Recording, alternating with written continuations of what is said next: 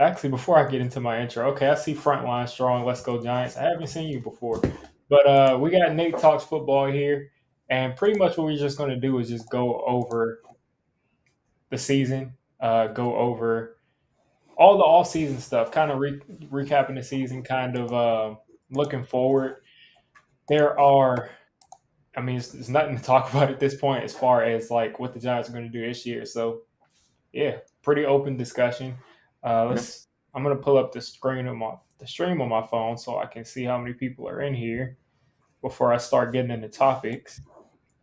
But if you can't tell, the top right corner of the screen is a stream software called Opus. I'm not necessarily a sponsor of the channel, but they reached out because they're getting a lot of content creators to use their software. And from my demo with it, the software is really cool. There's a poll function. There's a function where you guys can literally answer questions that I ask. You can record a video of yourself, and it'll go on screen. So a lot of really cool features. Let's see. Seems cool.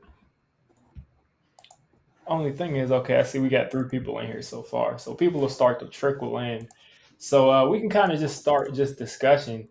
First off, I haven't had Nate on the channel since probably last year. So It's been a minute. It's been a minute. yes, it's been a while, probably before the season or like maybe like a week before the season. So, what are your overall takeaways from this past season? Like, yeah, overall high level takeaways. Yeah, I mean it's a whole season of football, so there's a whole lot to talk about if you're just going from the ground up. But I think the bird's eye view is I was just as stoked about everything as everyone else was. I mean, it was a hell of a year for us as Giants fans. No one really expected this, and let's be honest, some people said it was going to be a strong team, but they were being a lot more hopeful than logical. And we have our coach. That's an exciting thing. So there's a whole lot of detail that can go into a lot of different topics relative to this season. But in general, incredibly positive, really building hope for the future and excited to see this offseason. I, for one, have been waiting like the minutes are years for the offseason to get here. Um, Playoffs are a lot of fun. I'm excited for whoever's going to be in the Super Bowl, but at the same time, there's so many questions, so many things that are going to get answered, so many different directions that Joe Shane can go with this offseason. I'm so excited to see which one he chooses. Definitely agree. I mean, crazy good season. I mean, we definitely didn't expect it. And of course, as fans, we were like, there's like the tiniest 1% possibility that we go on a magical run that would be like one of the most spectacular runs in the history of football. But we all pretty much knew we weren't going to the Super Bowl. But I mean, just we overachieved so much, and it just makes you think if we can actually get to the level of a team like the Eagles, of like a talent level of that high, like it makes you think with this coaching staff, we can literally have sustained success. And we haven't had sustained success since, I mean, probably the 2000s. Yeah, I mean, 2011 was kind of an outlier. 2010, the year before, we went 10-6, but we didn't make the playoffs. But yeah, pretty much 2011 after that, it's been pretty much among the worst in the league. And I see we got I'll get to a couple of these comments. 1,000 Club Landlord says Eagles 49ers. Who wins? We're not going to go too deep into that, but who do you think wins today? it's an interesting matchup for a lot of reasons, but without, like you said, getting too deep in it, I hate to say it, but I am going to pick the Eagles. I'm rooting for the 49ers. I really am, but it's a tough matchup for them. The Eagles, if they can cover up your guys on the outside, they're going to stack the box and take away the run. It's going to be the battle of can Brandon Ayuk and Debo Samuel separate on the corners. That's going to be what it is. And if they can't, it's hard to see the Niners not getting suffocated on offense. Yeah, definitely. As I switch my microphone to the right microphone, but yeah, I mean, I pretty much agree. Straight football context, I would say the Eagles. They're the best team in the league from bottom to top, and it's really not that close to me.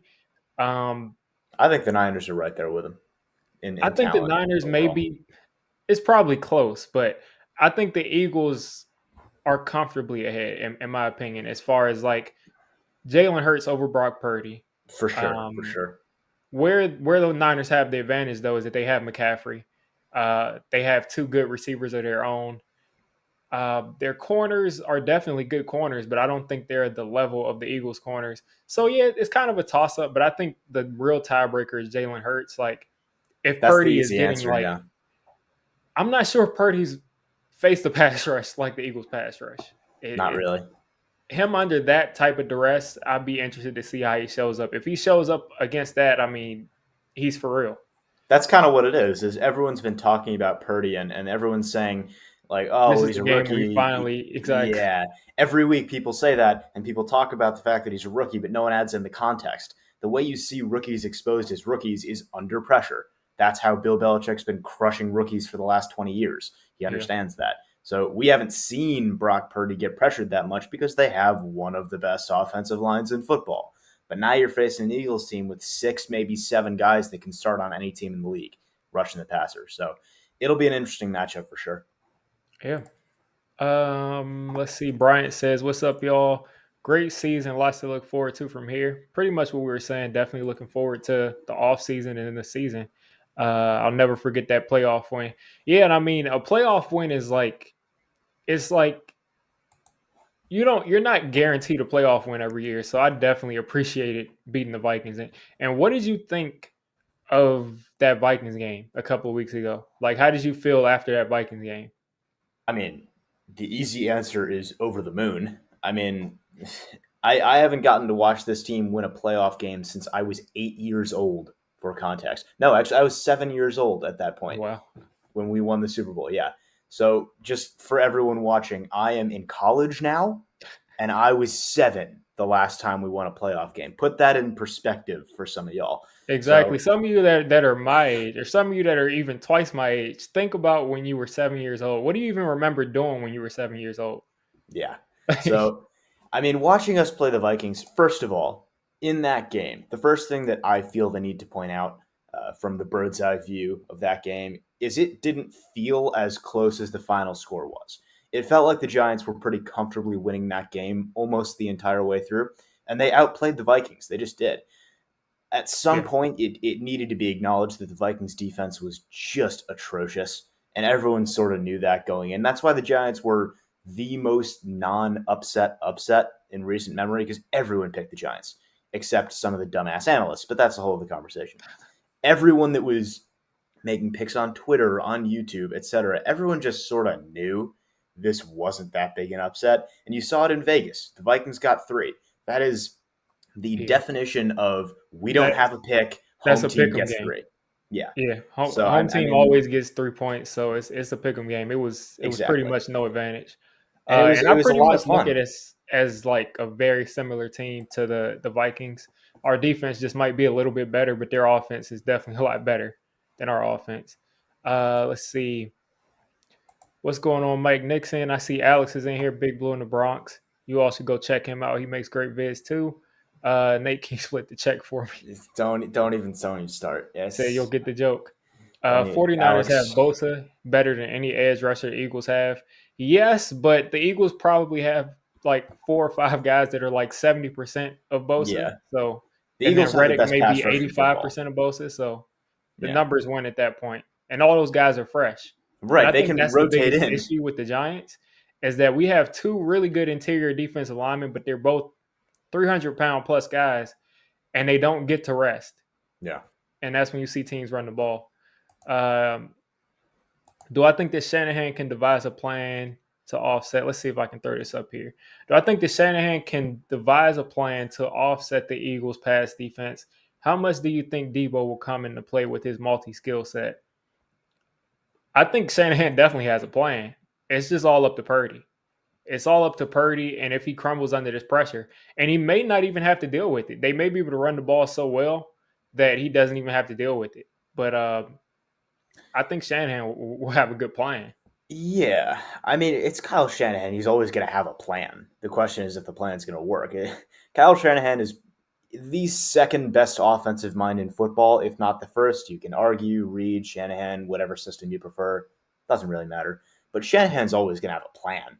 And yeah, I'm sure Debo's going to factor into that somehow. But the question is really going to come down to the matchups, in my opinion.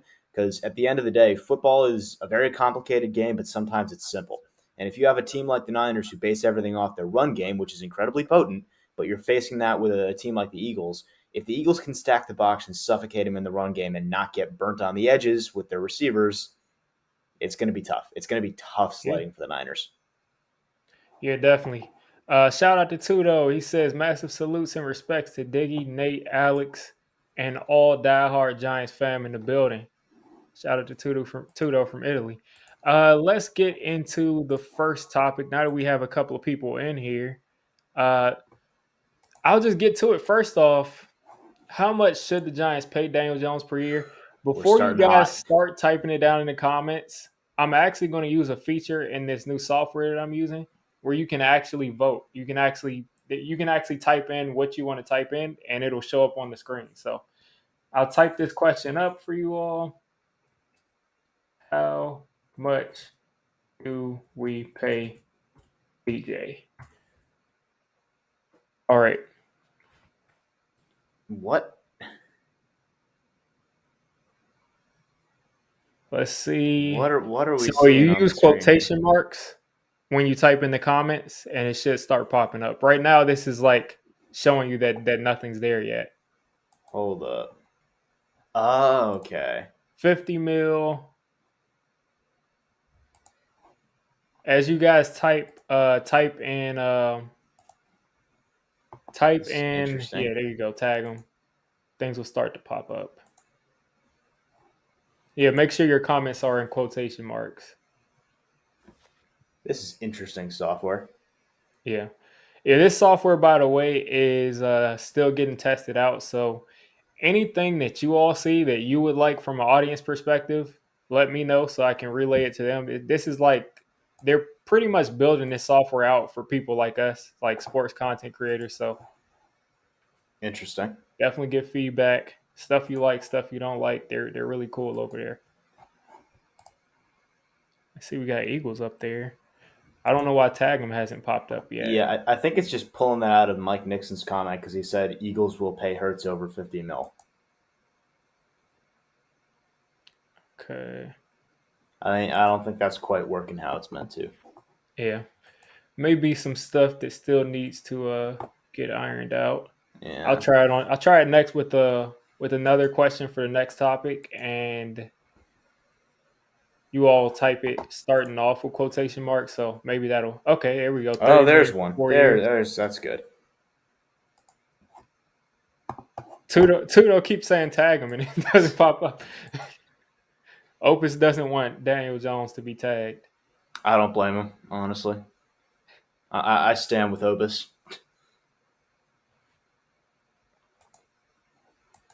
All right, so like I said, I will run this again for the next topic. Hopefully, it works a little bit better next time.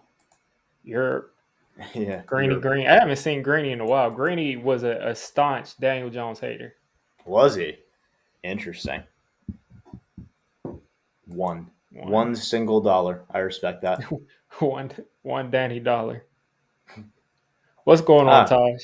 pay him Nate and Diggy. That makes sense. But I yeah, would I'll love end the to get poll paid for what he gets now. paid. But what are you thinking, Nate? What is your ballpark for Daniel Jones' contract? I think there comes a point in any contract negotiation, and I saw some people use a good phrase for it, which is what is your walk away number, which I think there has to be for Daniel Jones. And it's tough to say. I think when you're looking at the quarterback market and how it's going to keep getting reset and reset and reset over and over again, it's Yeah, tough someone's to getting. not, yeah, Yeah, it's tough to not say that whatever we pay Jones is going to get eclipsed because it will. But at the same time, when you're paying a quarterback as much as he's going to get paid, it's a commitment. And you're deciding that that's who you're going to commit that much of your salary cap to and try and build around. And it's difficult. So, wow, Greeny. But I think I would pay him comfortably 30 mil a year. I can't stomach 35. I just can't.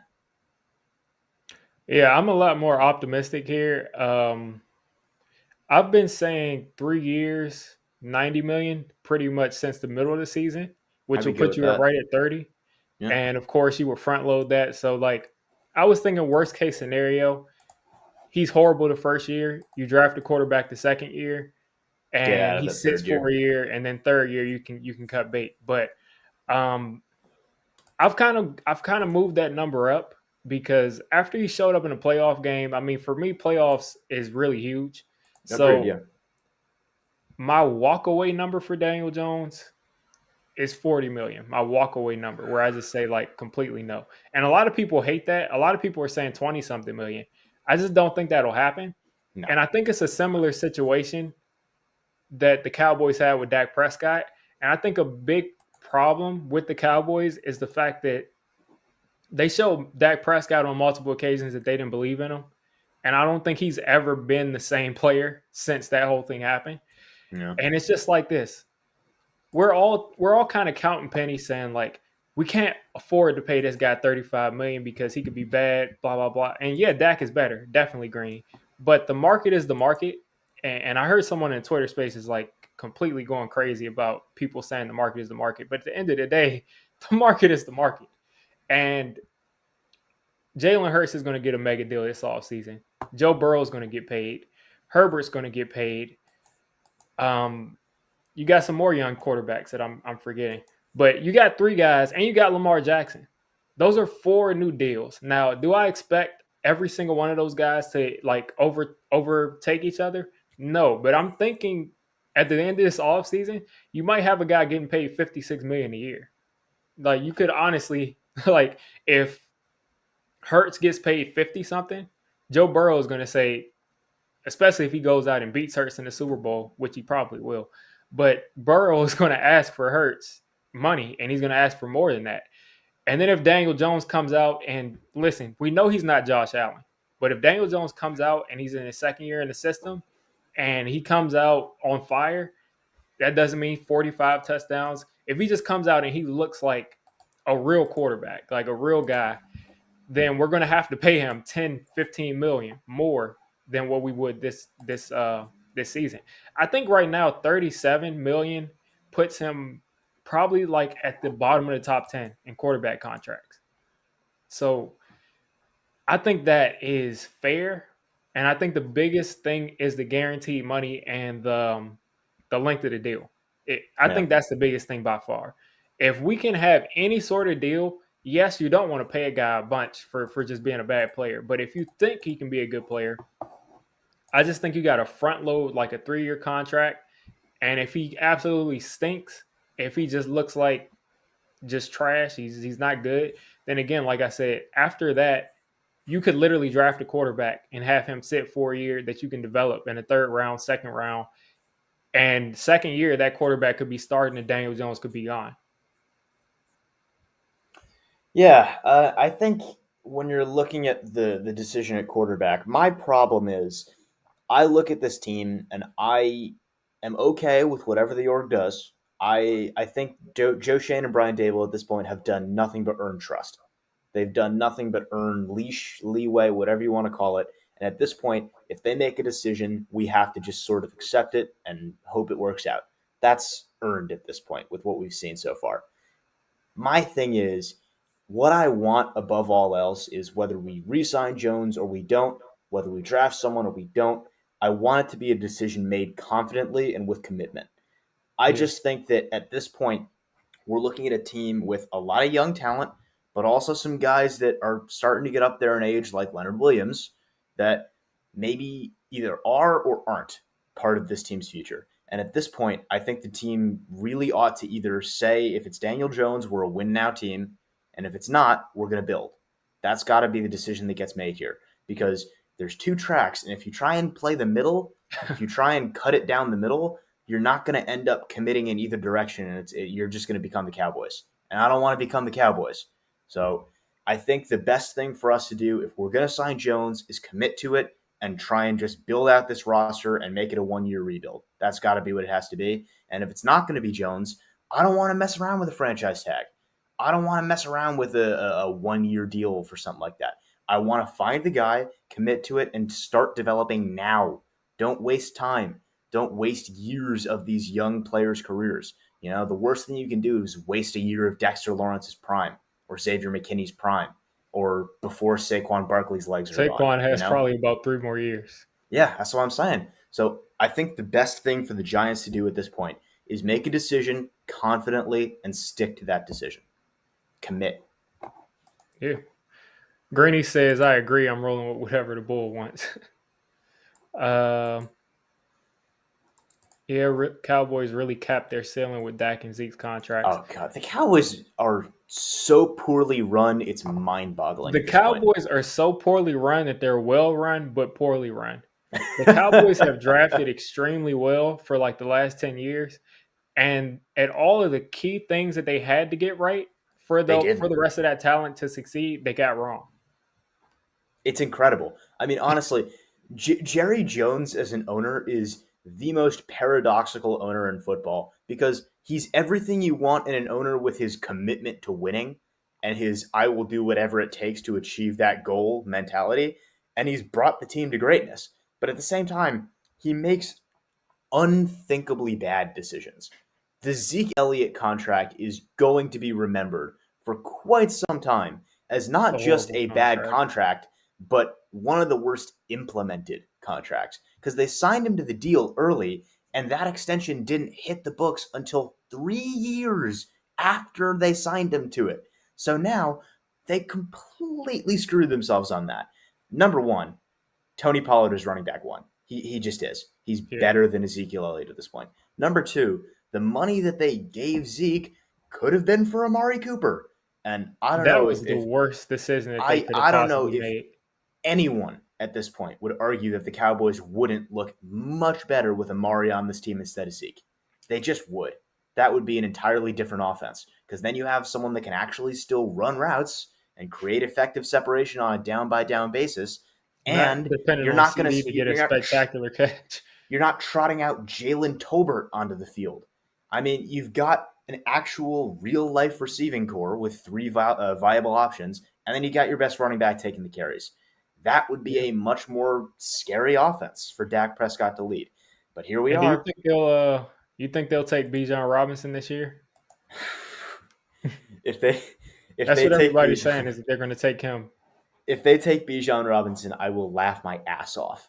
Not because of Bijan Robinson, because he's a fantastic player. Bijan is sensationally good, but if if they have Ezekiel Elliott making that much money year over year, and then don't pay Tony Pollard and draft Bijan Robinson to still not get full carries because of how much they're paying Ezekiel Elliott, I would die laughing. Yeah. I would die laughing.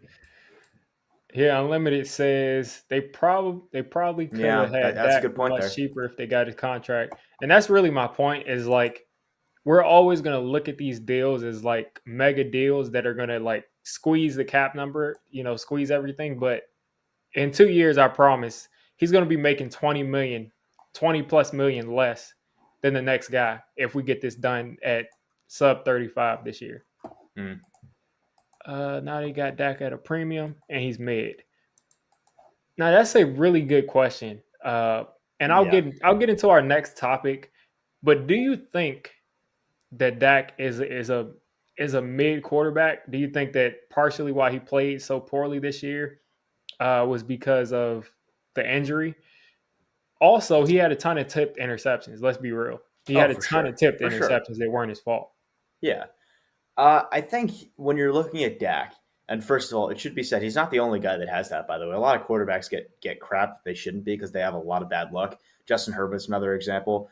His like, if you put together the reel of his interceptions, like half of them are not on him. Yeah. Eli So Manning 2010 interceptions. yeah, Out of his 25, literally 18 were like tipped.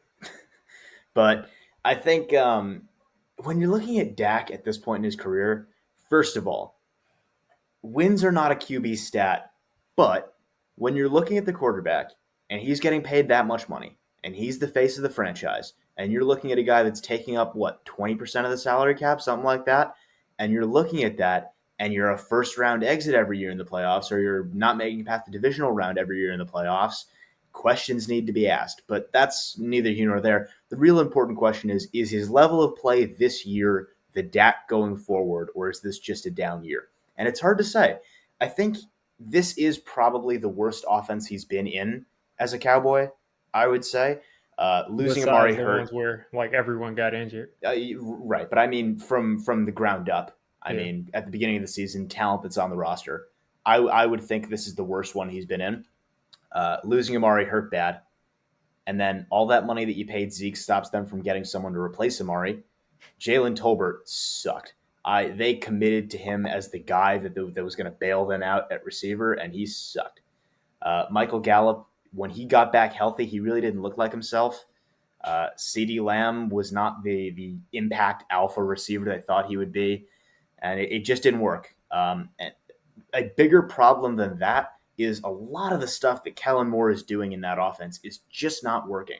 And it's tough to look at that and say that Dak is not in a difficult position to succeed. With that said, my big thing in football is control the controllables. You have your job, execute your job. And Dak had a bad year. There's no other way to put it. So I still think Dak is a good quarterback, but he has to recover next season. Yeah. Definitely agree. So last question about Dak is: does his contract and how that's played out affect how you think of this Daniel Jones situation? Indirectly, in the sense that every quarterback contract impacts Daniel Jones' situation, because the more these other guys get paid, the more we have to pay him, and it's a tough world out there in the NFL economy. But at the end of the day, the question is going to be: is this the guy the Giants think they can win a Super Bowl with? And I've said it from the beginning because I was an Anthony Richardson guy. I'm still an Anthony Richardson guy, and I did not have faith going into this year that Jones would play well enough to get that contract, and it sure didn't look like Dable did either. But at this point, him and Saquon have that locker room. They just do. Yeah. This is their team. And if Dabes and Shane say, all right, this is the guy, we think we can win a Super Bowl while paying Daniel Jones this much money, who might argue? So Yeah. there's still a large part of me that wants to see Brian Dable get to coach Anthony Richardson and his ridiculous talent. But at the same time, if this is their guy, it's their guy, and I'm just along for the ride. Yeah, 100%. Definitely. I mean, Eli Manning was never the most talented quarterback. Phil Simms was never the most talented quarterback. Jeff Hostetler definitely wasn't the most talented quarterback. But I'll take the rings. I saw a Philly fan say that he'd rather be an Eagles fan or a Cowboys fan or a Washington fan because they had more sustained success. But I'll take the rings. I'll take the rings. Yeah, I Anyway, would let's say. move on to the next topic. How much did the Giants pay Saquon a year? Oh goodness. Um, it's a difficult question to answer. Not because I think the answer is so difficult to find, but because it hurts emotionally to say. I'm just gonna say it. I don't want to pay Saquon that much. I don't. And it's not because I don't love him, because I do. I want him to be a Giant for life. He's been one of my favorite Giants since he was drafted. He's a leader. He's everything you want in a team guy, and he's a great football player. But at the same time, number one, running backs aren't that high value position anymore. They're just not. Number two, Yeah. there's a lot of tread on his tires at this point, or he's lost a lot of tread on his tires, however you want to say it. And number three, that's not where I want this offense to go. I don't want us to become a running team. That's not what made Dable offenses great. It's not what made It's Kafka not what great in made our Kansas offense City. great this year. Very true. But I just want to, the way I'm viewing this is I don't want to pay Saquon a number that's going to make it more difficult for us to get other things that we need. And that's just Yeah. the bottom line of it. It's not complicated. It's simple. It's not rocket science here. So for me, my number is 14. I'm not 14. going to go higher than 14. Yeah, that's understandable. And I'll try another poll. I'll try another poll. Yeah, we'll give it a shot here. And to try to make it simple, I want you all down in the comments after I send this poll in, just drop literally just the numbers in quotation marks, and let's see how that goes. But I'll give my take on it. With Saquon, my walkaway number would be 13. It would be 13. I do not want to pay I just don't want to pay a running back Nucleus. at all. Like I Interesting. don't want to pay a running back at all. Yeah, fair enough. And what I think will happen is it's not fair to Saquon, but I think the best interest of the Giants is tagging this guy twice and letting him walk after that because he's obviously a huge part of the locker room. He's obviously a big part of this team in general. Like the leadership is the part that you're paying for, in my opinion, because Yeah. Saquon in 2018 was much more than he is right now. It's like he's a running back, but he's also like a nuclear weapon. Like Yeah. the same way with Odell, where like if you got this guy on your team, you're going to have a 50-yard play almost every week. That's how it was for him, and he is still probably a top 3 running back, top 4 running back, but he's not a guy that like transcends being a running back at this point. So That's the best way to put it. I think is yeah, he and used to and I be. just don't want to pay a running back. Yeah. But I think that he just means so much to this team, like intangibles wise, that he's going to have to be back. So Yeah. my number will be 13. But in reality, I would legit go out here and I would take what's the guy's name? Eric Gray. I forgot his first name, but there's a Out of couple of where? running backs in this draft that I would just take 2 running backs and just line them up. I mean, I really Yeah. would. I think the larger point here that I think you're making very well is Saquon at this point, if you're comparing now to his rookie season, right? He's a better running back, but he's a worse player, if that makes sense. He's a Exactly. worse weapon. We're having people out here pull up GPS numbers and pull up top speeds and all that stuff, but at the end of the day, it's It's there the on the eye tape. test. He's not as explosive. He's just not. His cuts are not as explosive as they used to be. He used to make those big, crazy, flashy jump cuts. And first of all, he's a better running back now than he was then. He is. By He's far. matured. He understands his position better, and he does his job better. But that doesn't mean he's the same guy. And I would pay him 13. I would even go to 14 because I do think that he is a good enough player in combination with that leadership aspect that I'm willing to do it. But at the same time, I totally understand what you're saying. So it's a tough line for Joe Shane to walk. We'll see what he does. All right, so let's look. I see someone saying 8 million. There's zero chance he'll take that. That's adorable. 13.5, 13, 10, 13 million, 4 years. I think uh I think that's a fair deal. 13 million for 4 years. After that, probably second, third year, his most of his money is paid out. Yeah. 13 million for 4 years with the team option on a fifth. I don't think we want to go 5 years. Um, yeah, that's what we have right now. Deception says this draft and free agency are stacked at running back. No point in paying Saquon, even though he's our favorite player. And that's exactly where I'm at. I mean, he may even be a good fantasy player. Uh, I just can't justify paying a running back, especially when Yeah. we I have, mean, and it's not even that. If the Giants were a year further in their rebuild, I would say yeah. okay, it doesn't really matter. But I we feel the literally same way. have positions on our team where we're like amongst the bottom 3 in the league. The linebacker core is the worst in the league, It's like not even close either. the worst in the league. Our It's like, linebackers are a war crime. how can you look at our defensive line, even when you throw in Jahad Ward, who's a solid run stopper? Those 4 guys up front are solid enough to where you're like, no team should be running for 250 yards against us. But the linebackers are so bad that the defensive line will do their job and the linebackers won't be there. And we give up chunk play after chunk play in the run game. So we have to address that position in the worst way. And some people are saying, Darian, stop being stupid. Darian Beavers is going to come back Don't and say, say his name. I cannot. Don't invoke his name. Whether Darian Beavers comes back and plays well, it doesn't really matter. You cannot put your faith in a 7th-round pick or 6th-round pick coming off of an ACL to save the worst linebacker core in the league. We need a second corner, even though we have like 4 or 5 guys who could possibly do it, but we don't have a guy who can surely do it. Yeah. If we're going to pay DJ, like you were saying earlier, we have to shore up some of these spots that are like real problems on our team. Interior Yeah. offensive line, someone says, and it's showing up in the poll. But interior offensive line, We have to make sure we get that.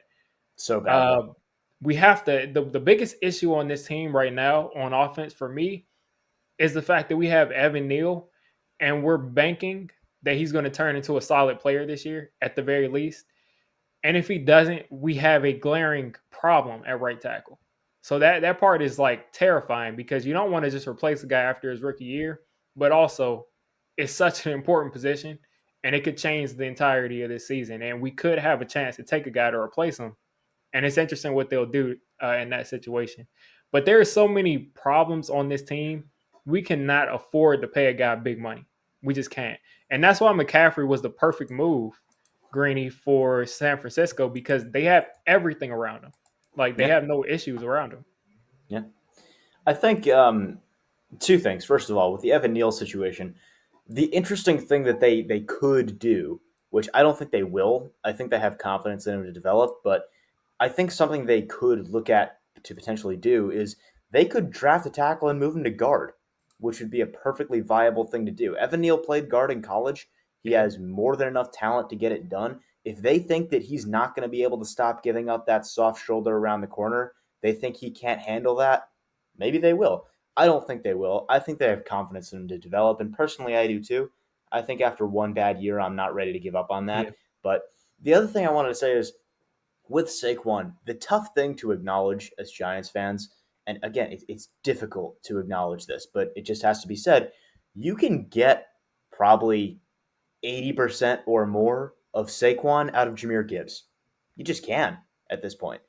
Like Yeah. there was a point before all the injuries when Saquon, you couldn't find a guy with his talent ever. You just weren't going to find it. But at this point, you're going to get that same burst out of some of these guys in the draft. You're going to get that same talent. And it's like you said, it's really just hard to justify paying a running back for that reason in this day and age. Yeah. I mean, it's like just as you said, like if you get a running back that is 70% as good as Saquon, what do you miss? Maybe like a 15-yard play every game. It, Yeah. and even still, like again, this is what I was hoping that Matt Breida would provide to us, and maybe he's just old now. But I was really hoping that Matt Breida will break like an 80-yard run because he's just that Oh, fast, yeah. and it didn't happen one time.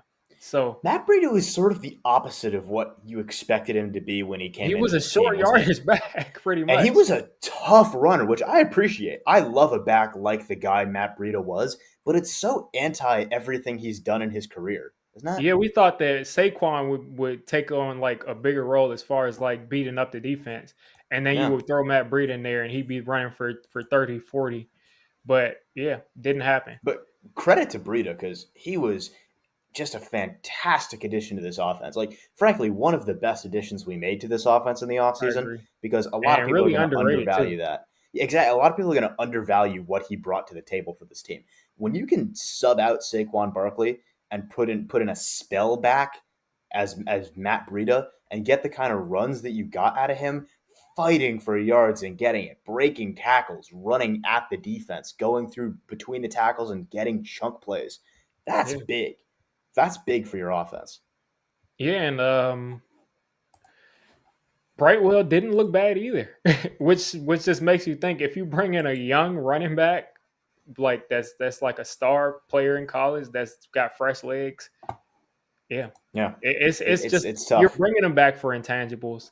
You're bringing him back for probably one or two plays a game that he'll make that you hope Yeah, changes the game. But other than that, I just don't think it makes sense for that. For those reasons I talked about earlier.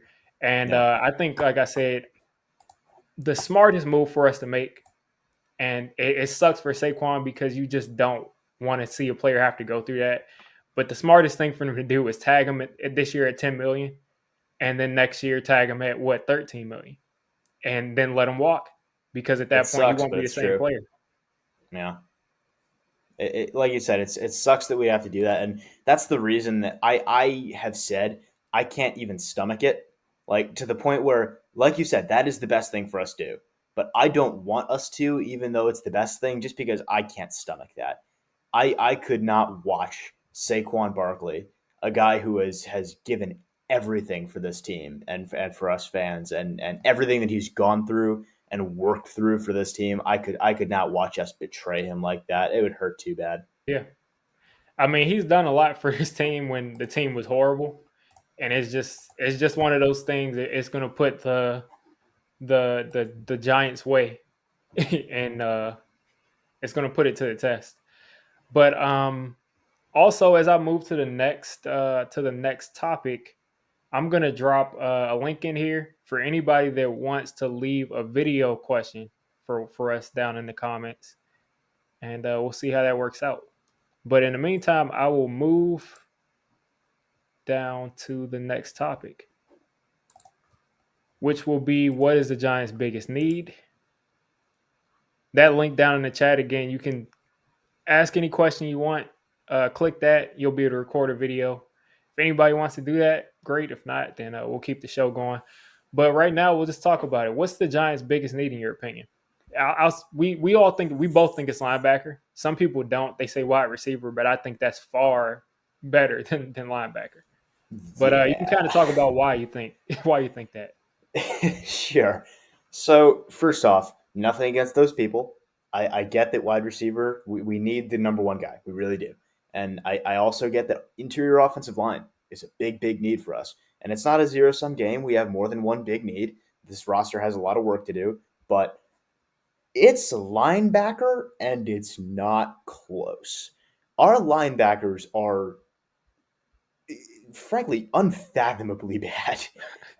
Jalen Smith being LB1 on this team is something you don't ever want to have to say. the fact that Tay Crowder was LB1 for a lot of weeks and now can't even hack it to get off the Steelers practice squad says everything you need to know. Well, He we've can't got even be Micah a good depth McFadden. linebacker for Yeah, we had him. Micah McFadden taking big reps because he had to. We got Jared Davis after begging for him to leave Detroit off their practice squad for weeks and weeks. And And he he looked got like here Patrick Willis compared to the other linebackers. It and was like immediately was our best linebacker, which with says a 1 lot week of of things. practice in a playoff game, he looked better than every other linebacker. And And the that's thing not is because that he's great. Yeah, exactly. And the thing is that, like, when you're comparing what's our biggest need with linebacker, and we'll take receiver as the opposite here. If we're taking those two things, at least we have the depth at receiver. At least we have like 2 and 3 and 4. You know, we're missing one, or maybe you could even say we're missing two, depending on how you feel. That's a whole other kind of can of worms there. But at least we have those other guys. We have nothing at linebacker. We do not have someone on this roster at the moment that should ever reasonably see the field on an NFL team outside of dire circumstances with injuries. Like, show me the guy on this roster that has put in starting NFL caliber reps on a down in, down out basis. He's not there. So we need, like, it's good that this is the year that we need linebacker because there's a lot of guys in free agency, and I hope we're hitting that. We're hitting that hard. Yeah. If there's one position group I want us to attack in free agency, it's linebacker because I don't want to do it in the draft. We have other things we need to hit in the draft, and it's not that good a draft at linebacker anyway. So Not there's a after I bunch. mean the Yeah, one guy we that will I talk like is about that there later. is Henley, yeah, but Yeah, but I want to hit it in free agency. There's a lot of good names, a lot of guys at different price ranges that we can choose from that can bring different things to this team. And I would just say if Jalen Smith is on this team next year, something went wrong. That's how I would put that. you know he'll be back. Don't say He might that, not be Biggie. starting, but he might be. Don't say that. Don't say that. Yeah, It but the hurts. craziest thing about Jalen Smith is at the beginning of this year, like on tape, he was flying around like he was at Notre Dame again. And after Stop. that first week, I'm telling you, after that first week, it was gone. It was gone.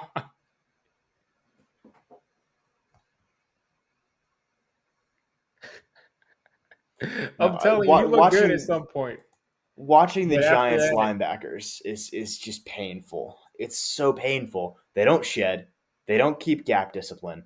They don't move in space at all. There's just nothing. There's nothing redeeming this. There's nothing good. yeah, it's It's all just bad. atrocious.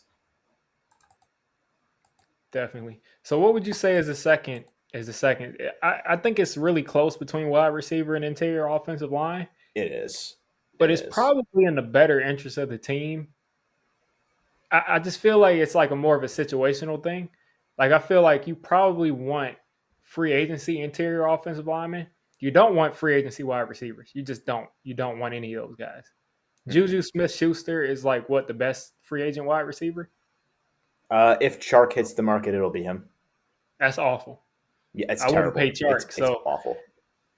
you Yeah, I don't want to mean, address that in free agency. You probably want to be addressing wide receiver in the draft and interior offensive lineman in free agency, and then you need like two or three uh, backup defensive tackles that can play in the for NFL. sure, for sure. Um, and We you also, also in need some fairness, backup we edge got, guys. yeah, in fairness, we got some injuries on the IDL Yeah, Nick earlier in the Williams went season. out. DJ Yeah, Davidson went DJ out. Davidson was a big loss because he was putting in good reps for us. Yeah, So I think that is an underrated need as well. But in terms of wide receiver, I would take it a step further and say I don't want to get free agent wide receivers in general. There's very rarely a case where that's better than drafting your guy. And I, frankly, I don't have an interest in that ever, just about. And in terms of interior offensive line, if I remember correctly, there's not a whole lot in this free agency class, but I could be wrong. I could be misremembering that. Either way, I think that's something we need to hammer in the draft. And it's a good thing with wide receiver that we need it this year because we have a low pick. And if there was a year for wide receiver one in the class to go in the third or fourth round, it's this year because there's just no one. There's no alpha in this class. There is no Kayshawn. Jamar Chase. I will end you. Don't even start. But there's no Jamar Chase. You know, there's no Garrett Wilson. There's no Marvin Harrison Jr. is going to be coming out next year. There's none of those guys. They're like people have been talking about Quentin Johnston for a while, and he's a good player, but I'm I'm worried not about his impressed. contested catch numbers, and I'm worried about his lack of deep speed. So I'm not impressed at all. me either. I So I mean, think like, yeah, if you're looking at this class, it's extremely middle heavy, extremely middle heavy. There's no top end guys, and there's also no guys that are so bottomed out in the class. There's a lot of depth here, so it's going to be interesting to see where the Giants go, and it's going to be a test of Joe Shane. I would say it's going to be a test of him to be able to find the solution when it's very much not obvious. yeah. Um, Before I get to this thing, I'll actually address this. Are you a guy that wants to trade for DeAndre Hopkins still? I No, I think I am saw not. you tweeting about it. So first of all, I said DeAndre Hopkins was a guy I wanted to call. That's very different from saying I wanted to trade for him. I want to give a call about DeAndre Hopkins because there is still a chance that when everything is going full nuclear DEFCON 1, maybe you can get a guy. That happens sometimes. But if it's going to be what you would call a reasonable price for a guy like him, to pardon my English, fuck no. Absolutely not. His price tag is too high in salary cap, and it would be too high in draft capital. Yeah, Just no. Uh, the only reason you tweet that or you say that or you bring it up even is because it's fun to imagine DeAndre Hopkins on your team. But in general, no. And also, before we move on, I want to address people in chat. I too love Isaiah Hodgins. I was telling y'all before he even got here that he was going to be an impact player from yeah, week one when we picked him up out of Buffalo. So I like Hodgins too. I think he yeah. has So, earned the would starting you X give him role. a would you give him like a two-year deal, or would you I give think him another now's like 1 year vet minimum deal? I think now's the best time to give him 2 years at this point because if Because like, you're what can you? expecting Yeah, right, like he's going to be cheap, and if we're expecting him to continue being a role player, which frankly I do, if we're expecting him to continue being a role player, buy low. I would extend him for 2 years and give him the shot that he's earned as the starting X on the outside. Because frankly, that's what he did. He earned it over the yeah. last stretch of the season. He earned that chance, and if we don't give it to him, we're just slighting the guy. Got to watch out on offending unlimited cats. Oh, my bad. My bad. What's Sorry, going bro. on, Vinny? My other thing that just kind of popped up into my head is like I've seen people for like as long as I can remember, even with Jerry Reese, the Giants have always taken the players they've always take a player in like the second or third or somewhere in the draft where you're just like, who is this guy and why are they taking him here? What do you think that? Do you think that that's a merit thing? What do you think that's about? Because like I'm an LSU fan, but like Sure. they took Cordell Fly High, they took Josh Azudu in like the beginning of the third round, where there were a ton of good players on the board. And again, Azudu might end up being like he has really good feet. He might end up being a good player, but you got to think there were better players there. Do Yeah. you think that that's like a flaw with Joe Shane so far? Not to say like you think Joe Shane won't succeed, but do you feel good about Joe Shane after seeing that he's also following the model of we're going to just we're just going to take random players? I think that's an interesting question, which in terms of like the where does that come from? Because I have no idea. But I will It got to say be the scouts that he just got rid of. I don't know. I also do. I think that when you're looking at Shane's first draft class, because that's what it was, his first class, and that's the only thing we have to evaluate on right now. I think he deserves a little more slack than a lot of people are giving him because the entire class got injured. But I Yeah. would say that every player he drafted at some point or another gave an impression that they had a future on this team and looked pretty good at some point or another. Obviously, you got Evan Neal had a rough rookie season, but there were moments where he showed why we drafted him high. Kayvon Thibodeau obviously was a good pick. We were all Yeah. on the same page with that. But those are kind of Wandale, just two things where like you can't really I'm miss there. just going through it. Wandale was another guy that I thought was overdrafted. I still think, frankly, he was overdrafted, but they clearly had a role for him. That was a pick that was made with something in mind because they kept using him and they did get a little bit of production out of him, so that's fair. Cordell Flock came on late. You know, Azudu had some good reps as the year went on. Darian Beavers did look good before he got injured in the preseason, and McFadden did get on the field for better or for worse. It's for worse. But either way, I feel like it was a good class that just all fell apart. And I think this is going to be a year where, with 11 picks, again, a lot of swings, as he put it. He said he We likes to better take a make lot of swings at the 8 plate. picks or less this draft. Ooh, that's an aggressive statement. I like that. Well, let's circle back to that. But I think there's a lot of opportunities for Joe Shane to make a mark here, and will be interesting to see what happens. But yeah, shout out to Robert. I have a lot of back and forth with Robert, and it's all love at the end of the day. He says was taken because the interior offensive lineman is very important. Look at Philadelphia. When you can run for 268 yards and can stop the run, you have a great chance of winning. Definitely agree with that. I'm more was kind of talking about Josh Azudu in particular Yeah, not the over some position. of that. I forgot who the other interior guys were, but there were some that I kind of had ranked higher and were Wasn't consensus Alec higher Lindstrom picks. still But on the board? you Am said I who? crazy? Was Alec Lindstrom already off the board? I cannot remember, but I feel like he wasn't taken yet. That's I why. feel That's like what I I was thought. upset because I didn't see him as the best interior Right. lineman on the board. Hold on. I'm just gonna go back and take a look. I also, for some reason, oh, there it is. Let's And then let's just go through everybody, this. Guys that were on the board. Abraham Lucas was on the board. yeah, He obviously ended up being a tackle, but that's whatever. Nicholas Petit Frere was on the board, but I didn't like him coming out of Ohio State. Um, who else do we have here? Bernard Ryman, I did not like either. He's 24 years old. Dylan Parham was on the board. I liked him a little bit. Sean yeah. Ryan sucked. He was terrible at UCLA. Uh, I do not even know who this guy is. Who's Logan Bruss? Remember him? Never heard of him in my life. Me either. Okay, who else do we have here going through this? There were a couple of tackles as well, and Spencer Burford was decent. Zach Tom didn't go until the fourth round, the end of Yeah, the fourth round. Um, his yeah. Lindstrom teammate probably Darian was gone by Kennard, that point. yeah, Lindstrom was gone. I think. I I'm think he just looking to probably see went in who the else was second here. round. Probably, which makes sense. He was a good player. And then the other pick that I really did not like was Marcus McKeithen. And But apparently, he looked really good in training camp. They said, oh, so good, but so everybody good does. in training camp. Everybody He looked does. You know how good he looked in training camp. He looked so good in training camp that he didn't snap at all this year. Oh well, he was injured all this year.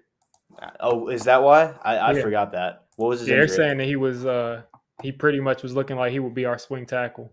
But Okay, okay. yeah, hopefully it hit there. But Jamari Salyer went in the sixth. that was a guy I really wanted, I know. I remember you talking about him out of Georgia. and I think he played pretty solid this year, if I That's remember. what I heard. Yeah, Cade Mays went in the sixth. He apparently did a couple of good things this year. But Yeah, apparently, I mean, when you look at the guys that were drafted around them, it seems like Azudu is probably just like because we what they traded like for back their and got system, Azudu. what they like for their system the most. Deception says, "Do you guys think that Flott has the physical build to gain enough weight to be more effective in the run game?" In the run game. That's an interesting question. Why do you have a problem with him in the run game? Because I mean, it's nice to have corners that are physical, but it's not exactly the first thing that comes to mind when I think of Flott. But I would say yeah. I don't think he's too small necessarily to play the position. Um, you would like a guy that has the length he has. He's 6'1", and if I remember correctly, he has some decently long arms. So Yeah, I have no but problem with Flott's build. yeah, yeah, Flott. I mean, I do think he can put on weight, but it's just like Flight is in a really difficult spot because I really think the best possible situation for Cordell Flight would have been coming in when there were some injuries and playing outside, but they went with Nick McLeod over him, who actually looked pretty solid. So it's just I think he was a better outside corner than he is in the slot in the NFL because he kind of gets he's like 170 pounds. He kind of just gets like swallowed in the middle of the field there. So Hmm. I think they should have probably pushed him to the outside a lot earlier because he's comfortable out there. He did play a good amount on the outside in LSU, but it's Can we just so tough also to. What do you yeah. say? I was sorry, I didn't mean to interrupt. I was just gonna say, can we also talk about Jerome Henderson for a minute and the Dude is a unbelievable work monster. that he I'm did? hoping that Wink doesn't leave and take him somewhere. That's what I'm Oh, hoping. if he leaves with Wink, I'm going to be heartbroken because I know we're losing Drew Wilkins whenever Wink leaves, and that's I'm whatever. thinking But that if we I lose feel like the Henderson, I'm going to be Giants would heartbroken. offer like if Wink leaves this offseason, I feel like the Giants would offer Drew Wilkins like a huge deal just because he's the guy that could keep the system. I doubt it. I think maybe they would offer him, but I don't think he takes it. I think he continues and goes and takes the defensive coordinator job wherever Wink is. I don't know. Sorry, I my mean, computer screen's having problems. if he follows Wink to somewhere, it's like he's not going to. It's like following Andy Reid somewhere. Like you're not going to get the credit for the defense. Yeah, I suppose, but at the same time, that's his guy, and I think he's going to follow him. Yeah, I mean, 12 years is long enough to. He's got to stay here. um, yeah, Adoree is a great tackler. That's a good point. But Adoree didn't become like a really good tackler until Not this until year. this year, yeah. They really brought that out of him, which I was a big fan of. And one thing about Floyd is he's not shy in the run game. He's just kind of small. Um, Yeah. yeah, Flott definitely made a good play in that game, and that's what I'm saying. Like, I think they will draft a cornerback pretty high, and I think Flott should be hoping that they take a corner in the third round or later. If Yeah. they do, he's got a shot. If they take Witherspoon, or if they take Cam Witherspoon's not Smith, going to be there, bro. he's There's not. no He's not chance. because those There's guys no are way. basically Cordell Flott, except with NFL size already. Yeah. So yeah, Devin Witherspoon also, he's a hitter. And I am a big fan of that in my corners. He is a same thing hitter. with Ringo could possibly fall because he's not the most polished corner, but he's like 210, 6'1", Yeah. 210. When you say the polish with Ringo, that doesn't quite cover it for me. I have an issue with his footwork. I really Yeah, do. And it's really I sloppy. love Jerome Henderson. I love Jerome Henderson, but it's a big problem. He takes a lot of false steps, and I don't like that at all. So we're going to see if someone can coach him up. He's got all the physical talent in the world. So if someone can get him to straighten out his damn footwork, he'll be a really good corner. Yeah, and shout out to Kid Blue. I mean, who would have guessed that Tariq Woolen? He didn't go in like the fifth round. I mean, who would have guessed that I he would be? I mean, people were thinking he'd be a good player, but as a rookie, like that's not as a rookie at all. No. that's crazy. Yeah, I think a lot of people, myself included, sort of talked ourselves out of Tariq Woolen because you look at him and it's so difficult to look at him and not see all the tools and the athletic traits that made him what he was in Seattle this year. But a lot of us sort of said, okay, but let's remember he's very stiff and he's going to have to be used perfectly to get around that. Yeah, And he's not polished and he's only been a corner for like a season and a half. Let's talk ourselves down from the ledge here and be reasonable and not expect too much out of this guy that was a wide receiver until a year and a half ago. And then he went to Seattle and they said, oh, we know how to use you. And then he became Tariq Woolen in Seattle. So yeah, it's interesting for sure to watch players like that and sort of that impacts your philosophy drafting wise because I've always been a guy that values talent over everything. Um, I believe in what Mike Tomlin talked about when he was asked about it, and he said it's the responsibility of coaching to take that talent and teach them everything else.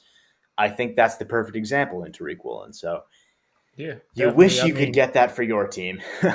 to quote Voch Lombardi, a draft guy that turned into a he's always been a Cowboys fan, but it turned into a Cowboys channel. Um, traits over production.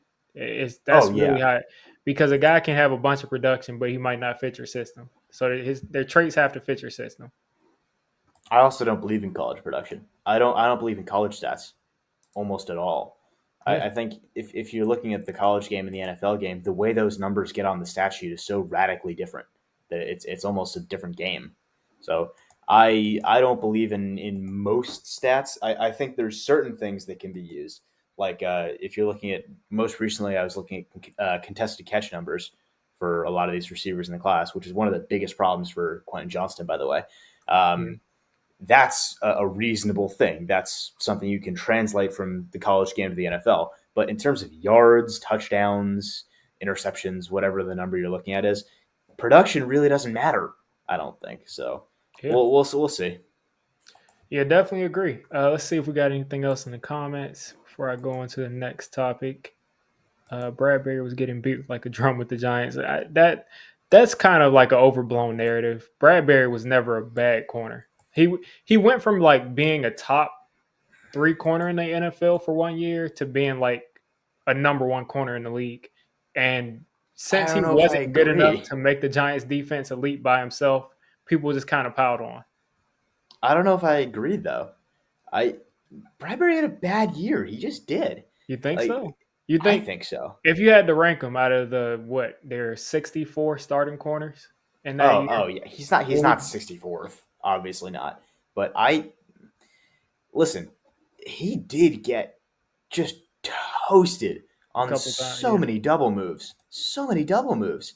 Like it was just ugly at times when he was in that last year with us. And maybe you're right. Maybe it is because we're comparing that to the year he had before, and maybe that expectation is what got there. But I mean, if you're watching Marquez Callaway hit him with a double move that's really nothing more than a head fake, and watch him get turned into the spin cycle with that, it's tough because he just didn't look like himself. Yeah, this year he Yeah, looks like the yeah. guy 2 years ago. And I hate it He so looks better than much. Slay. He is better than Slay this year. Slay has been the issue. Shout out to Nova. He says, "What's up, Diggy and Nate? Let's What's up, go Nova? 49ers." Hopefully, and listen, hopefully the Niners hopefully the Niners go off. Hopefully they run for 300 yards. I'd love to see that. And they'll lose to Joe Burrow in the Super Bowl because one thing I know is that Patrick Mahomes will never beat Joe Burrow in a meaningful game ever. I feel like I'm the only one outside of Kansas City that's rooting for the Chiefs today. Everyone's rooting for the Bengals. I'm rooting for the Chiefs. I literally root for like every time the Chiefs are playing, I root for them pretty much, unless they're playing against the Giants or the Bengals or I don't know. A lot of the AFC teams, like at this point, as like being deprived of offense for so long, I feel like most Giants fans probably like most of the AFC teams because they have such great quarterback play and Yeah. just explosive offenses. So yeah, But I just don't see Joe Burrow losing to Mahomes, and I just don't see it. To peg like Mahomes?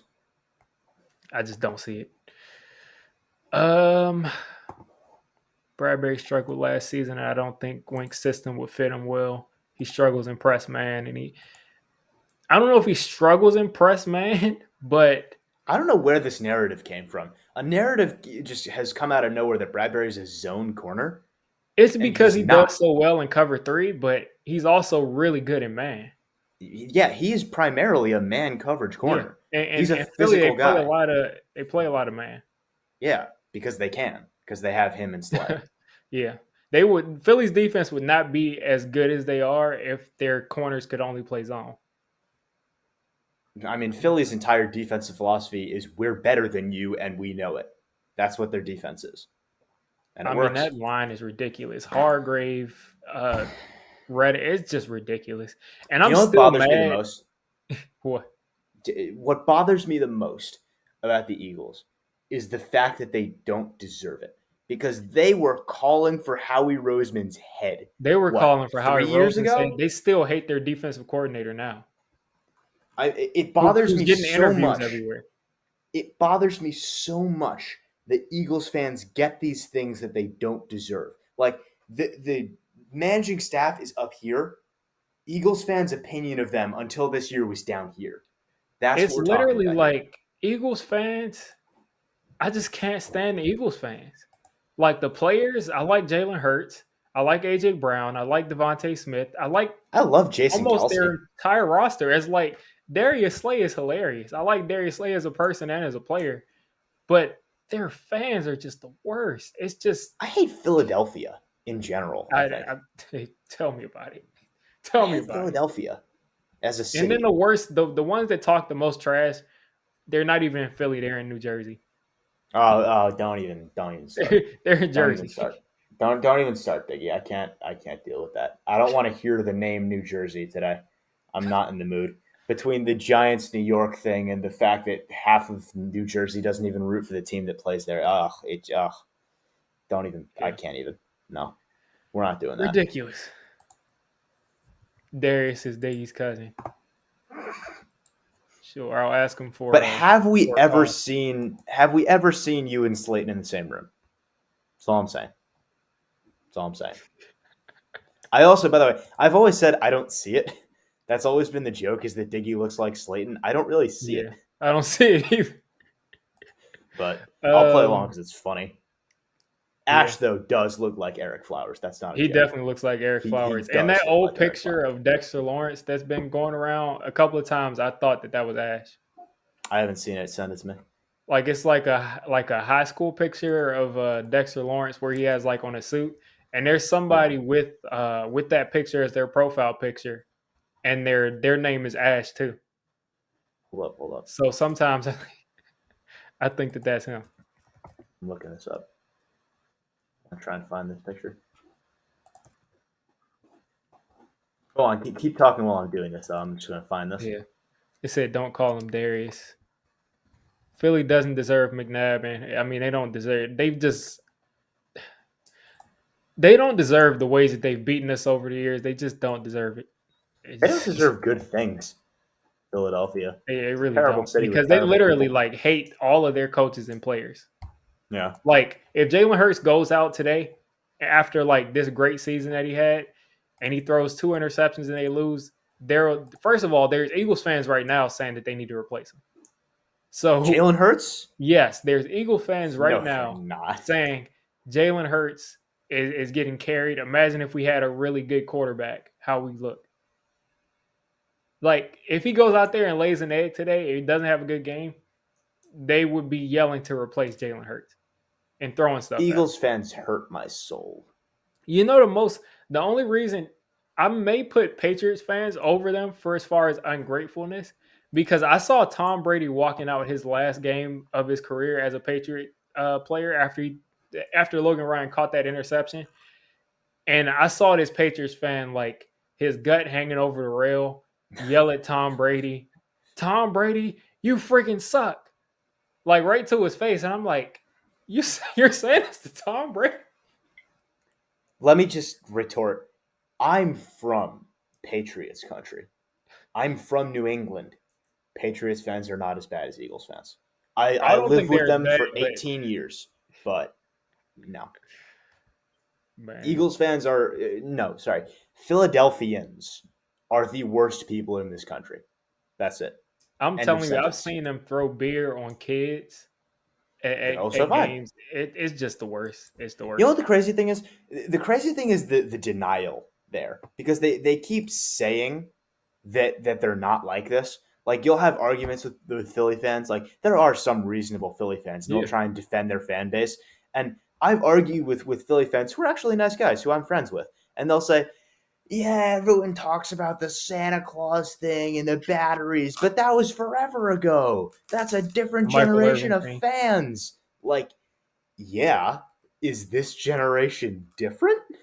Are you going to tell me that if the same thing happened, they also wouldn't be throwing batteries at Santa? Because you're lying. This Yeah, is the city that greases the telephone poles. The city with fans who eat horse crap. The city with fans that's the who are throwing word. beer on children. Like, what are we talking about here?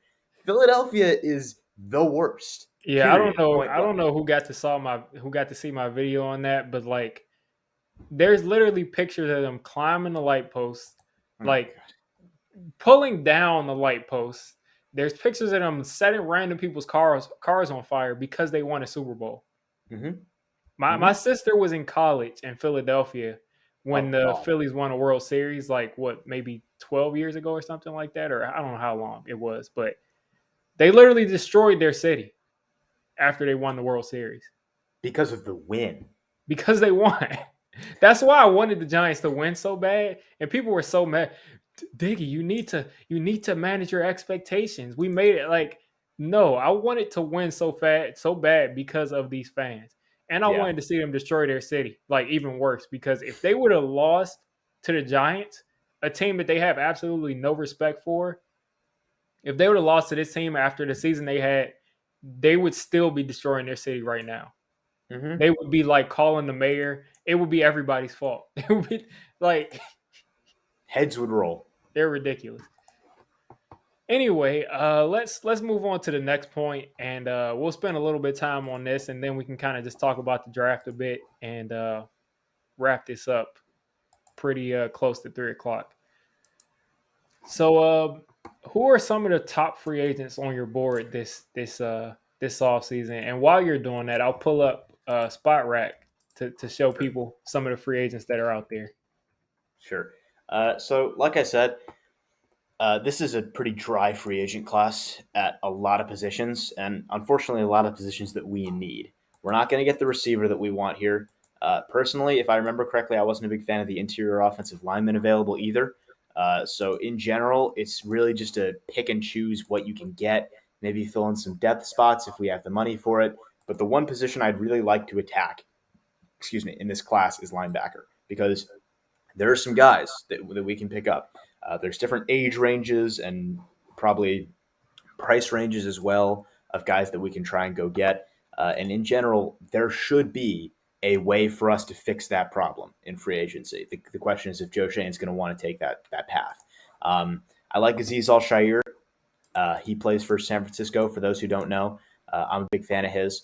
Um, Obviously, a lot of people are talking about Tremaine Edmonds, and I don't think he's the solution. He's not the guy that's going to step in and be him for you immediately, but he's definitely a guy I'd love to give a shot here. Take yet another guy from Buffalo and see if he can make a nice transition.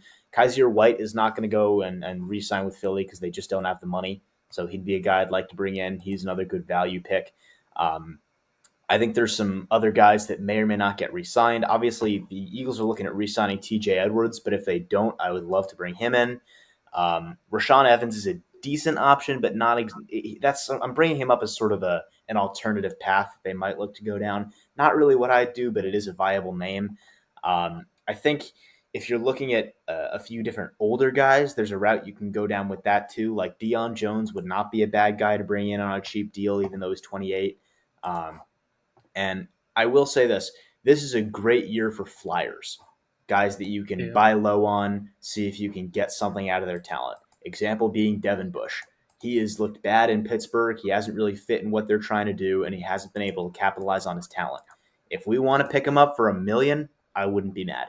If anything, Yeah. he can be better depth than we have right now. So, in general, this is a class I think we need to capitalize of linebackers in free agency. So we'll see what they Yeah. do. There's a lot of names here.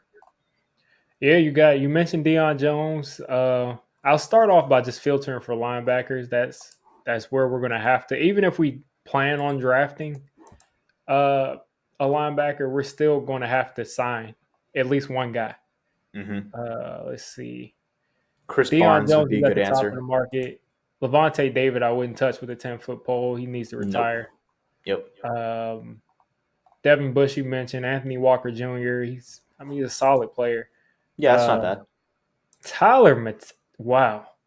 I forgot this dude existed. I liked him coming out of the draft, and I haven't seen him in like 6 years. I didn't think he was still in the league.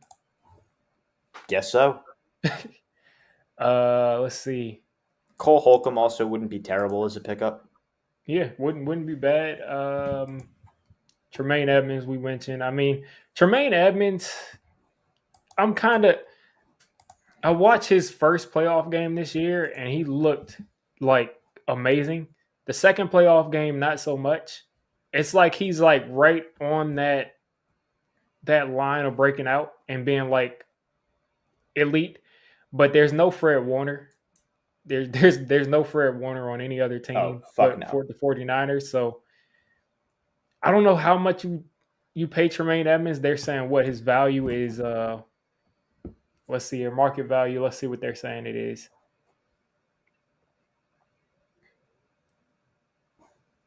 I can't tell. They're I'll look saying it his up, buddy. market value is 11 million. I'd do that, but he's gonna get more than 11 million. You think so? I think so. How much do you think Tremaine? Oh, wow. I think How they're much do you gonna think Tremaine overpay. I Edmonds think gets? he's gonna get overpaid by somebody. I think he'll make like 14 million somewhere. Damn. And That's a lot of money. it is, and I just think that's what he'll get paid. But if it's 11 million, I'd do that because I think he's a young player. He's 24. I mean, I'd do it for 11 million. Yeah, so would I. Quan Alexander. We just got to leave this free agency market with the guy that you feel can be an NFL starter. If you do At that, least one, if if you not do two. that, you're miles better than what you've been at before. Like I put out Mm-hmm. a tweet saying, and Nate asked for proof on this, and I gave it to him. I put out a tweet saying that this is the worst linebacker core in the NFL. I said that right after we got rid of Blake Martinez, and I said people were telling me that was something stupid to say. And like I said, Nate asked me to say like no one. He was like no one said that. Like that should be pretty obvious. People were actually saying that Tay Crowder was he had like a bunch of tackles last year, so I was stupid to suggest that we needed Blake Martinez because we had Tay Crowder, who's And not going to. I should speak up on that as well. I take responsibility. I overestimated the intelligence of the dumbest Giants fans. That's my fault, guys. I take responsibility for that. Oh That's on man, me, all right? I apologize to you. That's my fault. that's probably the guy that left the comment. Anyway, yeah, we need a lot of help there. We need a lot of So help much in the help. worst way. All the In help. the worst way. But yeah, I'm thinking you look at these. You look at these top 15 guys, 20 guys. You Yeah, got to and leave one out. the order that Spot Track has them in, I don't really agree with, It's but there strange, are yeah. there's a bunch of names on this list, and y'all can go through this yourselves as well and find the names that you like. There's a lot of guys I would very happily put in Giants blue, so I Definitely. think that's the position that we need to be attacking in free agency. I would say so too. And then looking at guard, you got Justin Pugh, who's solid, but he's old and injury prone. Saffold is like 35 years old almost. See right here. Uh, if Philly lets this guy go, I take him. Isaac Samalo. If Yeah, there's not much there. that's what I said, it's thin, Not very much there at thin. all. The Giants have been connected to Trey Turner for like 6 years, but he's never gotten It's here, not and by now happening. he's not good. Cody Ford, uh, there's not much there. Not much No, there there. just Let's look at isn't. center. Rodney Hudson, again, if this was 4 years ago, it would be a great signing. Jason Kelsey, the same thing. Hopefully, this dude retires. I hate Jason Kelsey. I Uh, love Jason Kelsey. I hate him as an Eagle. that's the only Eagle I actually hate. Garrett Really? Bradbury, he wasn't good. I mean, No, he was solid, but he's not worth paying.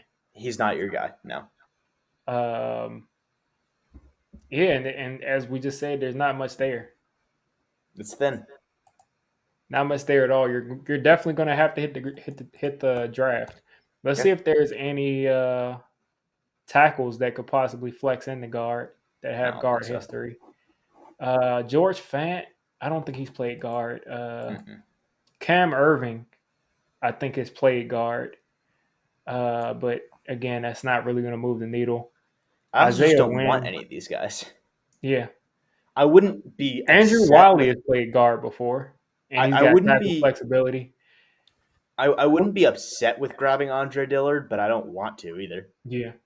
And then it's like only reason I look here to say like, do we have a tackle that could play guard is that Evan Neal situation. Like, Yeah. start off as guard, and if Evan Neal looks bad, you swap him out because they'll at least be like a starting level tackle, and Evan Neal hopefully will be a really good guard. Yeah. But as far as what we've gone through, we don't really see anybody that will move the needle at at offensive line in general, to be honest. Yeah. No. So yeah, it just shows how much we have to hit in this draft at interior offensive line.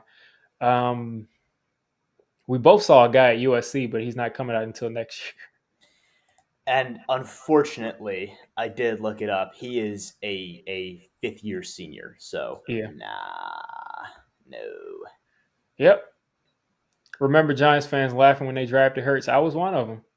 Yeah. And it So was wasn't I. because I thought Jalen Hurts was so bad. It was just Right. because like I was having so much fun in like their misery because they were all pissed off that they took Hurts. It was also because they had Wentz, and at that point, Wentz wasn't terrible, so it didn't Yeah. make sense. It seemed like a waste of a pick, but fair enough. It definitely worked out for them. Yeah, I'd say so. Didn't they jump into a building on it? They did, whatever you say that Eagles fans did, they did. They Yeah, did. as a rule of thumb, if you're trying to remember if an Eagles fan or Philadelphia citizen of any kind has done or did something stupid, They the did. answer is no, they did it worse. That's Yeah. the rule. That's how you can remember it. So, yeah. Yeah. So let's move over to the draft. I don't have a banner for it or anything, but what are you looking for in this first round? Not necessarily. You don't even have to go positions, but just like from the research that you've done so far in the draft, what players stand out to you so far that you would consider at 25? Sure. I think at this point it's difficult to say almost any of the receivers because I just don't think there's that guy in this draft. It's tough to justify some of the guys in the first round at all in this draft once you watch enough of the tape. I have convinced myself. I have with the help of another guy that I watched tape with. I have talked myself into Jackson Smith and Jigba, and I'll explain why. Jackson Smith and Jigba is Keenan Allen. That is what he is. And the comp is, I don't do comps almost ever, but I'm saying it with him because it is 1-to-1 between the play style, the ability, the lack of top speed, and the injury problems. I swear they're the same guy. Um, I love his route running, and that toolkit is everything that I think the Giants have been missing forever now. Is a guy that when it's a big gotta have it play, third down, game on the line, who's your throw? It's him. He's going to be open. So that's something that I definitely want is his route running ability, but he's not going to play on the outside. He just isn't. He doesn't have the speed for it. And if you do not believe me, load up the Penn State game and watch him get tracked down from behind in the open field effortlessly by a linebacker who outweighs him by 30 pounds. So Jackson Smith and Jigba is not the alpha that everyone thought he would be coming into this year because he just doesn't have the top end speed for it. But with that said, he's crazy explosive at his breaks and he runs great routes. So I could see us taking him with the idea being to make him a super slot. And then once Wandale Robinson gets back on the field, either Smith and Jigba is the guy on the inside and Wandale just becomes a gadget role player guy, or Wandale takes the slot role back and we make it work with JSN on the outside in a lot of those tight formations that we like to run. Point being, I've talked myself into it, not happily, but I have. And then in terms of interior offensive line, obviously Osiris Torrance, Jesus, is the guy that everyone loves. Big, physical, mean, thumbs up. I don't think he's probably going to fall that far to us. He could very easily be the first offensive lineman off the board. Yeah. But if he was, sure. And then in terms of linebackers, it's tough. I have not yet seen a guy that I would take at 25. Trenton Simpson, we talked about, was incredibly disappointing. Um, just incredibly disappointing in a lot of ways. And we can have a more nuanced discussion about him at another time. Noah Sewell, I have not gotten to yet in this year's tape, unfortunately. He's definitely high on my list right now. But remembering last year's tape, I didn't think he was all that. Yeah. And then To'o is just small. He's small. There's no way around it. He is a small linebacker, and I don't do small linebackers. So Yeah, there's a YouTuber. His name is Top Billing, and he made a video about Noah Sewell. I was just about to watch it, but I haven't. I haven't. From what I've seen on tape with Noah Sewell, I just haven't really been impressed one way or another. It's not I like he looks wasn't. bad on tape. I mean, Trenton Simpson on tape to me just doesn't look good. It looks like he'll have a lot of issues in the NFL, but Noah Sewell just looks like maybe he's just the guy that's just gonna you plug and play and he'll be solid and he won't give much up. But definitely not a first rounder in my opinion. From what I've seen Not at so all. far, it could change. I've only seen a little bit of the tape, but from what I've seen, definitely not. Also, sorry, I have to interrupt and say we need to talk about Jalen Hyatt. This needs to be mentioned on stream in a public place for everyone to listen. Jalen Hyatt is not good. It's just a fact. We need to be mature about this, and as grown ass adults, understand that Jalen Hyatt go fast is not enough. He is stiff as a plank, and he doesn't run routes. Jalen Hyatt is He not runs good. one route really well. Yeah. I want him to be good so badly. You have no idea how badly I want Jalen Hyatt to be good, but he's not. And that doesn't, the speed enough does not qualify him as a first round receiver or even a second round receiver because he's not I'd take good. I'd take Hyatt in the third round, Sure, why not? But but not high. yeah, I mean, yeah, he's got again pretty much everything you just said. He's got speed, but not much else, and then he's also not the biggest person either. So No, he hasn't, he never faced press. Never. I shudder to think what's going to happen when he faces a physical corner that bullies him on his release. did you see that? Did you see that clip I posted where Justin Jefferson was playing against Jair Alexander? And No, I didn't Jair see it. Alexander just like Jefferson tried to come off the line, and it looked like he ran into a car crash. Jair Alexander just like I can jacked him up imagine. so Yeah. bad at the line. Yeah. That would be Jalen Hyatt pretty much on every Every play. snap. Yeah. It's just he's definitely never going to be an X, but either way, He's in the he wrong doesn't really sport. have a release package that will prevent people from being able to get hands on him. So yeah, This is the wrong um, sport for Jalen Hyatt. Go run track. he's really fast. He's very fast. He's shockingly fast, but he isn't good. Yeah. One guy, only receiver I've seen so far, and I haven't really watched Jackson Smith and Jigba, so he Mm-hmm. might change this for me. But the one guy I've seen so far that I take is Jordan Addison, which I've seen you don't agree with, I don't. but I just think his skill set. I wouldn't take him in a vacuum, but I just think his skill set with this offense makes him an even better player than he is in college. Um, Okay. he has So, a ton of experience running all of the routes that are in our playbook. That's pretty sure. much why I take him. He has good hands and he's got decent speed. He could be a guy that can make some big plays for us. Sure. So let's talk about this. Let me just ask straight up. You know what my problem is with him. Do you disagree with what I have said about Jordan Addison? You're saying at the line, right? He gets bullied. Bullied off the screen. I have my folder open with this tape. Let's see if I have any. I usually Pull up like Oregon talk State, about dude. what'd you say? Pull up Oregon State. Or I have It's the Oregon State save right here. it's Um, so ugly. He has I think he had 4 good routes in that game, and all of them were comebacks of some sort. And he I'm gets checking to see if bullied. I see any snaps I have recorded where He gets he's bullied all over pressed the at the line, line. dude. It's not just in press either. They'll catch him in off and blow him off his route 5 yards off the field. He just gets physically dominated. Let's see. But The thing is that I believe that Dable could probably get him a lot of free releases too. maybe I Um, don't want to make a living with that. Don't get me wrong. Jordan Addison is good. Jordan Addison doesn't suck, but he's not what people think he is. He's not an alpha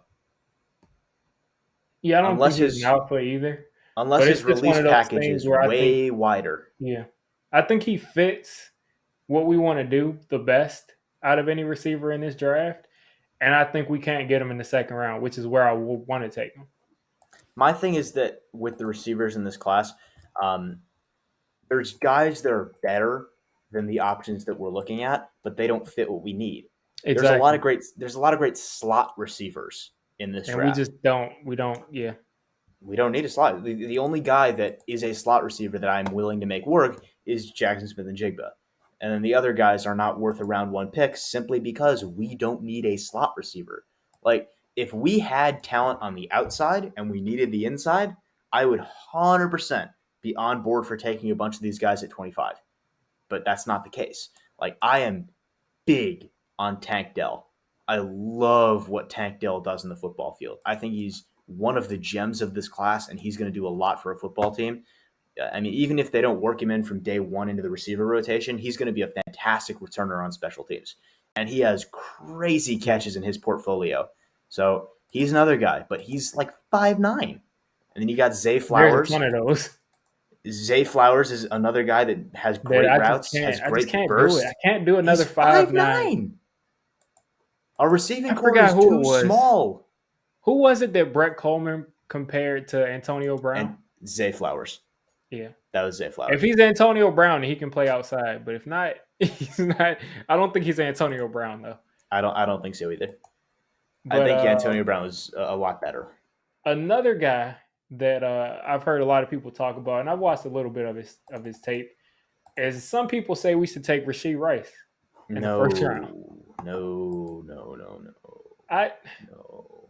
he's athletic, but as Yeah. far as like everything in a receiver, which is why I made a video 3 days ago. I think it came out 2 days ago with Fireside Giants about Brandon Ayuk, because I really think the receiver that we're looking for is Brandon Ayuk. The Very thing is possibly. that Brandon Ayuk is going to cost us probably a first round pick and a third round pick, and we're going to have to pay him in about a year. So, and then some people say the 49ers, I saw someone say the 49ers would never trade Ayuk to a fellow contender. We're not a contender, first off. We're not in their stratosphere right now. Second of all, the Niners aren't going to pay 2 wide receivers 25 plus million a year. That will not happen, especially how much they run the ball. It's just not going to happen. But it's just, do the Giants think that Brandon Ayuk can bring them so much more value than any receiver in the draft that it's worth giving away that draft capital And the worth money that paying we have him. to pay him? The money is the more important thing to me.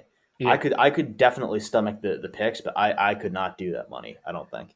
Yeah, it's because you got to think again. He's probably going to be. He's got next year, right? Doesn't he have one more year on his deal, and then he has a year after that, which would be his 5th-year option, right? I thought it was this coming year.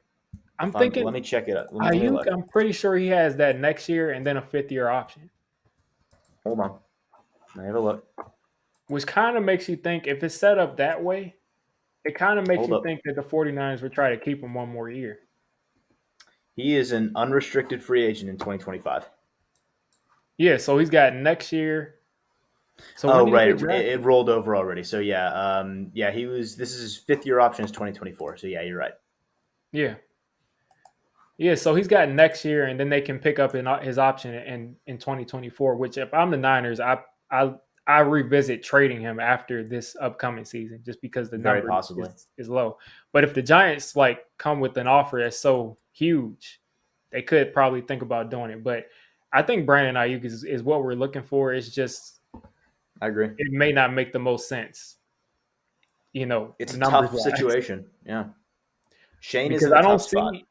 I don't see a receiver. I mean, I'm gonna dig, and maybe there's a guy in the second, third, fourth, fifth round that like I have could one in has the mind. traits, I have one but in mind. yeah, I don't see it. I think everyone's gonna have their guy, and I have my guy in mind. Um, I've been watching a few of his games, and I think that A.T. Perry out of Wake Forest is a fantastic receiver, and A.T. Perry. uh, a lot of people are not there with me, and I think they will be. And I think he's a great receiver. He's not perfect, which is obvious because he's not going to be a first round pick.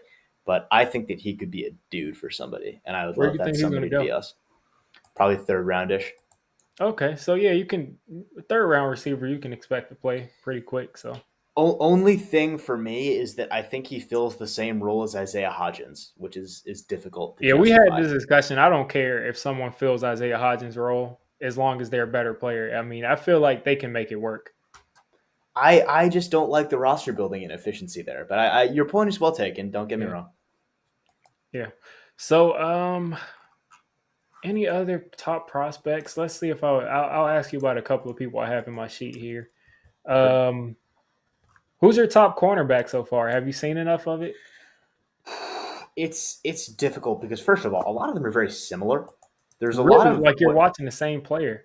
Like, right. A lot of it feels like the same profile for some of these guys, but I think the one guy that really stands out to me has to be Devin Witherspoon. I love his game. First of all, he's the best athlete, which is a tough thing to say when you have a guy like Cam Smith and a guy like Ringo in this class. But I do I don't think know. Let's Witherspoon's the see. best athlete. You think he's the best Um, athlete?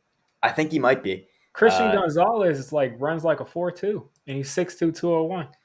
I'll be super honest. I haven't watched Christian Gonzalez yet, Okay, yeah. When you but see him, all it's right, just take a little. I'll take a look. You But might not be that impressed as far as just like corner in general, but just like movement on the field, it's like he's playing I'll give faster than you everybody else.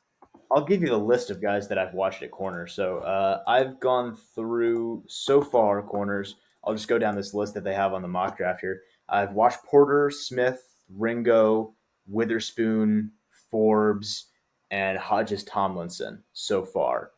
And then I've seen a few reps of Clark Phillips, but not enough to say that I've watched him. Yeah. And I will watch Christian Gonzalez, but I have not seen him yet. Right now, for me, I like Witherspoon the best. I love his game. I love his physicality. I love his athletic profile. I also love Cam Smith. So Yeah, I do too. there's a lot of options They're here. really similar too. Um, Yeah. Emmanuel Forbes, he's a guy that I like in theory. I mean, anytime somebody has 14 interceptions in college and then they have 6 pick sixes, Yeah. some of those times you're just like, it's one of those times where you look back in 2 years and he's an all pro and you say, like, How how did did I you not not see see it? this? Like, he's Yeah. 6 pick sixes. How do you not see it? But it also could just be 44-inch vertical. It's crazy too. Yeah. Emmanuel Forbes in high school had a 44-inch vertical, but the speed might not be there. And that's my issue with Emmanuel Forbes.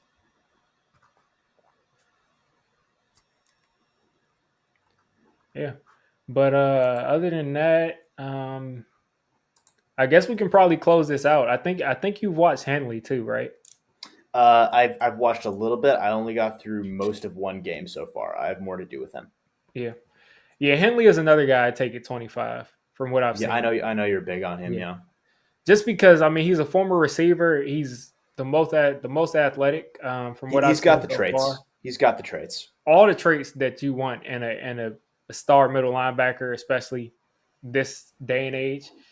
It's just about if he can continue to develop because again he converted over from receiver. But the way he Right. recognizes route concepts is like he's still recognizing it from a receiver's perspective. So that's a guy I would take at 25. I haven't seen one other linebacker that I would take at 25. No. So if we take Tremaine Edmonds, he's off the board because they're the same guy at a high level. So maybe you got Darian Beavers as your other linebacker. But Don't say we're here that. at 311. I'm pretty sure this playoff game has started. We're at 13:55, and I'm gonna go ahead and wrap this stream up. Chat is kind of slowing down a little bit, and appreciate you, Nate, for coming on today. Short Thanks notice. for having me. And anything you want to plug before you get out, or Not really. I haven't been on YouTube for a while, so we'll see what happens with that. yeah. All right. Well, again, we're going to sign off, and you guys enjoy these two playoff games. Hopefully, the 49ers and the Bengals win today. Hopefully. All right. Let's see.